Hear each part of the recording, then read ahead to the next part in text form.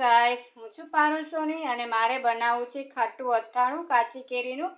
તો આજે સવારે મેં અડધો કિલો કેરી લીધી હતી, અડધો કિલોથી થોડીક ઉપર. તો આને મેં હળદર અને મીઠું નાખીને આથી દીધી છે. તો આજની રાત આને રાખવાની છે ને કાલે સવારે આને સૂકવી દઈશ.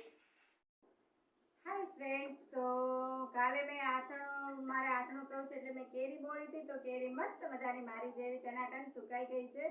તો ચાલો ફટાફટ આપણે કેરીનું આથણું કરી લઈએ. તો બધાને ખાવું છે સવારે નાસ્તામાં હોય તો ભાઈ બે ભાખરી વધારે આવેલી જાય, ઘોડા દોડતા થઈ જાય. ચાલો તો તૈયાર કરી દે આથણું બનાવવાનું.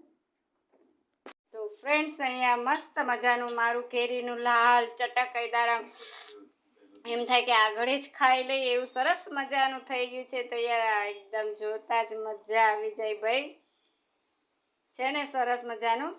તો હવે આને બરણીમાં ભરી, બરણી તડકે રાખી છે, બરણીમાં ભરી પછી મસ્ત મજાનું ઉપરથી તેલ નાખી દેવાનું છે. તો રેડી છે આપણું આથણું કેરીનું ખાટું મીઠું.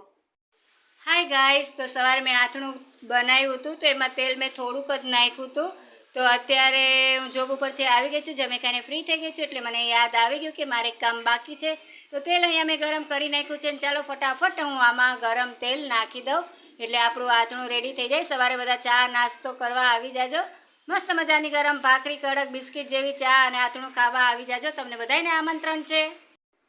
હાય ગાઈસ, તો મસ્ત મજાનું મેં તેલ ગરમ કરીને મારા આથણામાં નાખી દીધું છે. હવે મારું આથણ એકદમ ચટાકેદાર થઈ ગયું છે. તો કાલે સવારે તમને બધાને ઇન્વાઇટ કરું છું કે મસ્ત મજાની બિસ્કિટ જેવી ગરમ ભાખરી, ચા અને આથણું ખાવા આવી જાજો. ત્યાં સુધી જય સ્વામિનારાયણ, બાય.